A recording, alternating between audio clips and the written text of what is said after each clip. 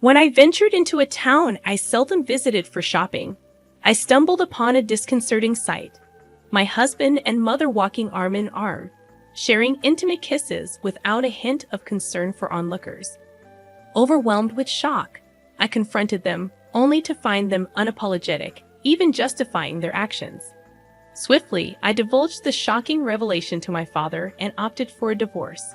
However, life took an unexpected turn after my father's demise, leading me to cross paths with my mother and ex-husband once again.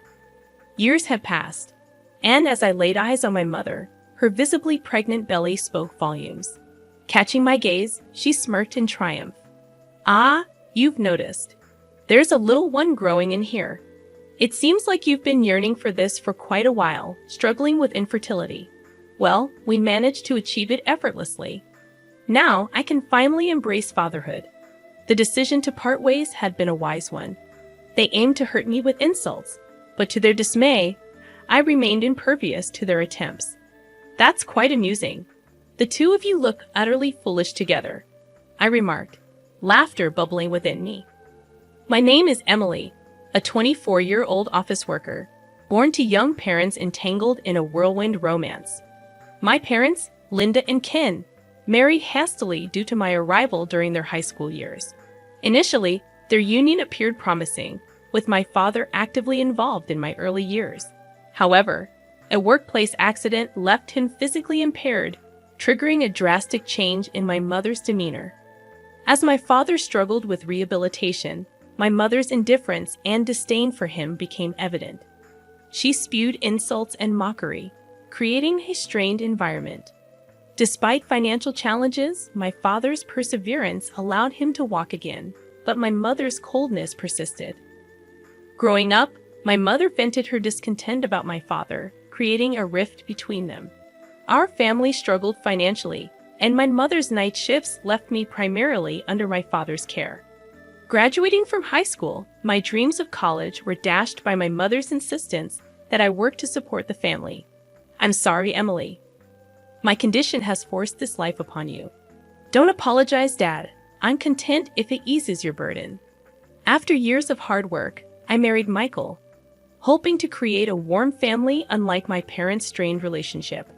However, the joy turned to frustration when conceiving proved elusive, and Michael shifted the blame entirely onto me. "I wanted kids too, but it seems you're the issue.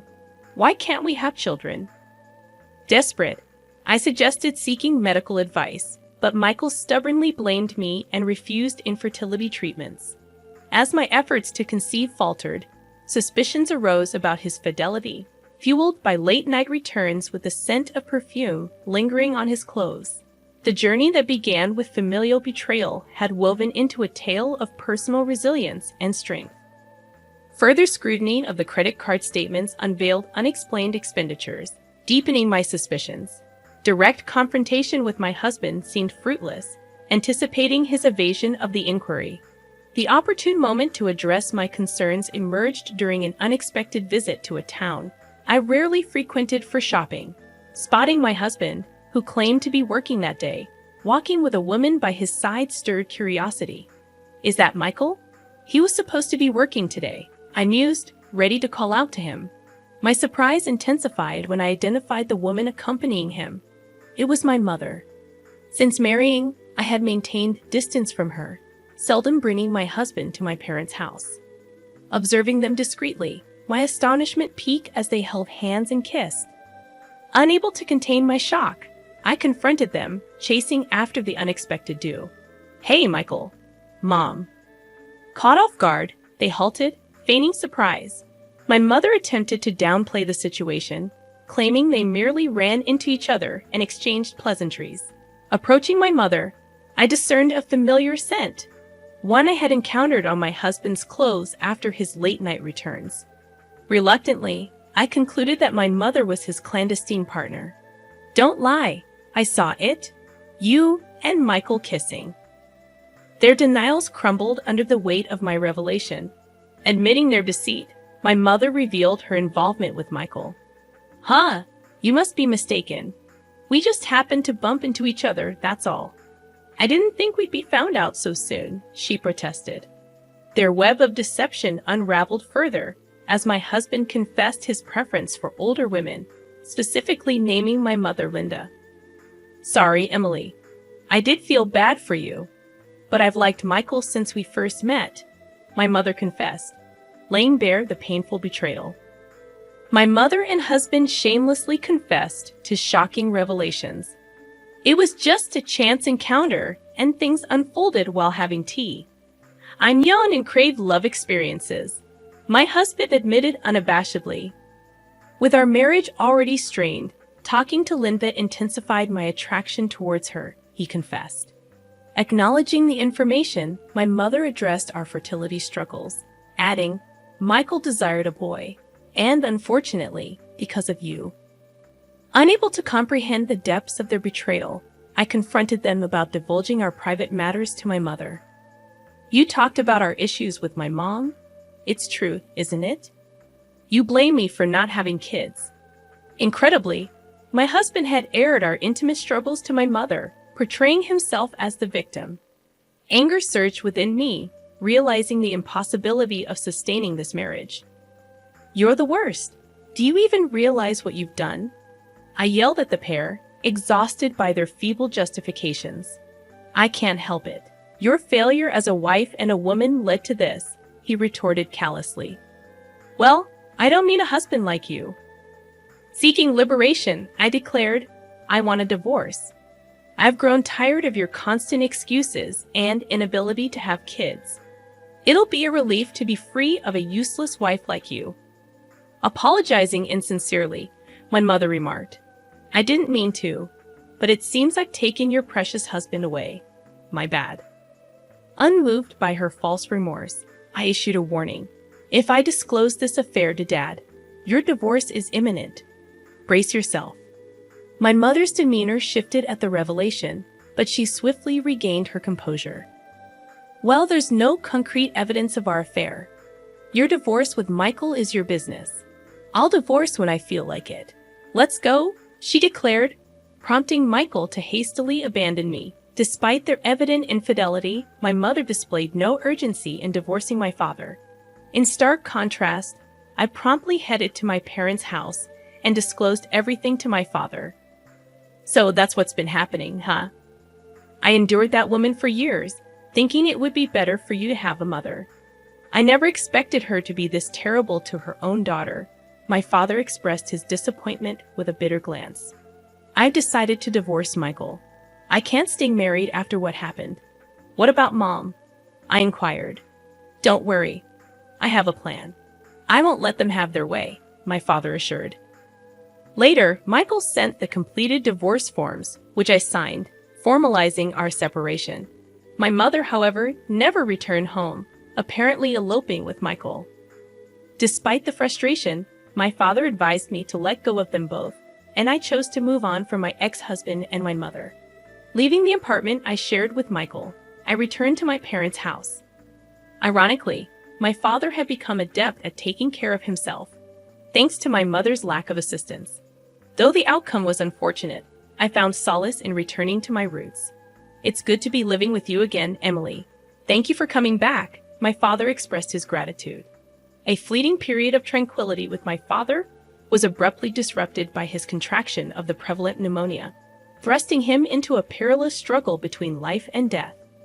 Emily, I've burdened you greatly, and I'm sincerely sorry. Live your life as you see fit. My father, teetering on the edge of consciousness, tightly held my hand and imparted those parting words. I tearfully nodded in response. Despite concerted efforts to combat the illness, his health deteriorated rapidly, leading to his eventual demise.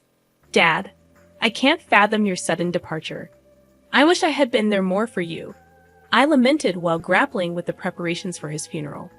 In the midst of my grief, an unwelcome pair arrived unannounced at our doorstep. A long time no see, heard he died. My mother, and to my dismay, my ex-husband Michael stood there, their faces adorned with disagreeable smiles.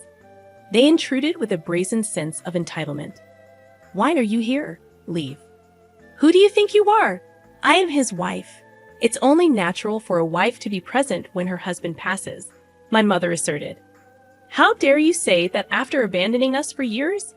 Ah, yes, yes, say what you want. Regardless of your objections, I am his wife. That entitles me to the inheritance. Wasn't there insurance? Disgusting. So, you never divorced Dad for this reason. Reflecting on my father's journey, despite lacking formal education and retiring from construction work due to injuries, he ascended to a respected position in a later joined company. His perseverance, honed during his time as a craftsman, endeared him to colleagues. My mother's decision to abstain from divorce now seemed strategic, securing a share of his hard-earned legacy. Now let's discuss the division of property. Knowing him, he wasn't driven by material desires, so I'm aware he saved up quite a sum, my mother suggested, pushing the conversation forward. It was then that I noticed something peculiar about her. She was dressed in maternity clothes, and her belly was notably large. Catching my gaze, she chuckled triumphantly. Oh, you've noticed. Yes, I'm carrying Michael's child. Unlike you, Emily, who couldn't conceive. We succeeded right away. Breaking up with you was truly the best decision. Now I can finally become a father. They proceeded to hurl hurtful insults, attempting to inflict maximum pain. Yet their efforts proved futile. I remained unaffected. That's amusing. Both of you look so foolish together, I laughed, holding my stomach, as they stared dumbfounded. What's so funny? This is just ridiculous. But are you certain that child is truly Michael's? My question irritated Michael, but my mother's composure wavered. Her eyes darted around, revealing a visible unease, though Michael remained oblivious. It's undoubtedly my child. Don't make baseless accusations out of bitterness. Yes, exactly. No need to be bitter. We'll see if it's baseless once you see this. Stepping away, I returned with the document in hand, presenting it to them. What's this all about? What? Why are you so surprised? It can't be that significant. What's the meaning of this? Both were taken aback by the document. A detective agency's investigation report summarizing my mother's social interactions. After my mother eloped with Michael, I coincidentally spotted her in the city. However, she wasn't with Michael, but with a young man I didn't recognize. Following them discreetly, they entered a hotel together. What does this mean? Could it be that Mom is? Having consulted with my father during his lifetime, I opted to investigate my mother's behavior, sensing its potential usefulness. The detective agency's findings confirmed my suspicions. My mother was deeply entangled with a man other than Michael. As Michael read the document with disbelief, he cast accusing glares at my mother standing beside him. What on earth? Were you deceiving me? This is absurd. Emily is lying. The child in my belly is undoubtedly yours. Despite her flustered state, my mother vehemently insisted that the baby was Michael's.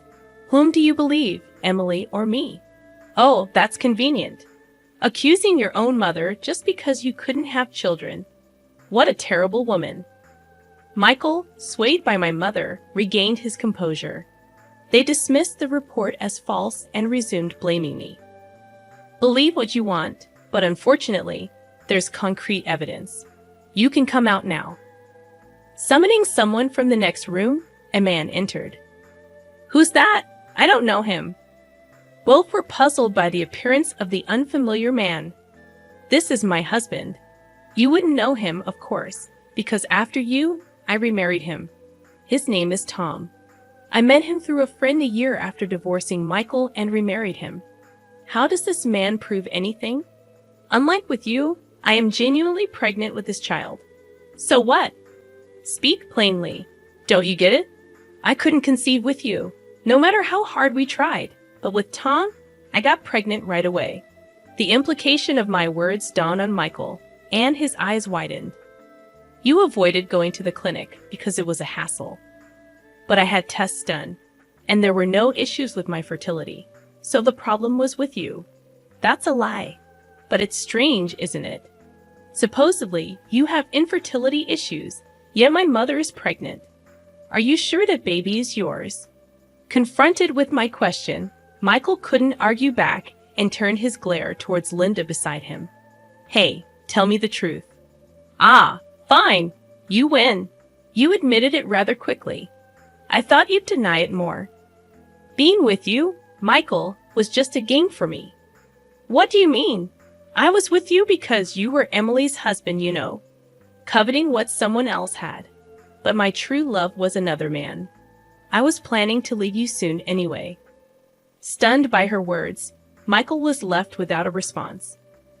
I intended to enjoy this game until I got caught. Well, it doesn't matter whether or not I'm carrying his child. My right to the inheritance remains unchanged. You're still fixated on the inheritance? Unfortunately, you'll have to abandon that notion. What? How many times do I have to say it? I never divorced your father, so I have a right to the inheritance. That's what I've been trying to tell you. There's no such right because you and Dad were divorced long ago. That can't be. Maybe you've forgotten because of your age, but Dad had the divorce papers you already filled out. When I reported my mother's affair to my father, he revealed a completed divorce form. Apparently, he had kept it without filing it because of me. But before he passed away, he used that form to divorce my mother. So Linda, you won't get a single penny of Dad's estate. Do you understand now? That can't be. At my words, my mother, who had been smug until then, turned pale. Michael continued glaring at her. I'm going home. Realizing her affair was exposed, and that she would not receive any inheritance, my mother fled as if running away. Later, my mother did give birth to a boy, but it was clear without even needing a DNA test that he was not Michael's child. I never thought you'd be such a jerk. He abandoned my mother, who failed to secure any inheritance, and disappeared. The man who was my mother's main affair partner also ran away upon learning of her pregnancy, as their relationship was apparently just a casual fling for him. In the end, my mother became a single mother at 40, left to raise a young child on her own without anyone to rely on. She is raising her son on welfare. The care of a small boy at her old age is physically demanding, and she has aged significantly. I once saw my mother with her son from a distance. With increased gray hair, she looked more like a grandmother than a mother. Meanwhile, I gave birth to a healthy girl, and now our family of 3 lives happily. Ironically, the child my mother gave birth to is my half-brother, and he will be in the same grade as my daughter, making our family situation quite complicated. On the anniversary of my father's death, we planned to visit his grave as a family of 3. The betrayal by my ex-husband and mother was painful, but it led me to gain an irreplaceable family. Surely he's watching over us from heaven, right? My father in heaven. He must also be delighted with the birth of his granddaughter. With the love he gave us in our hearts, we vowed to continue walking closely as a family.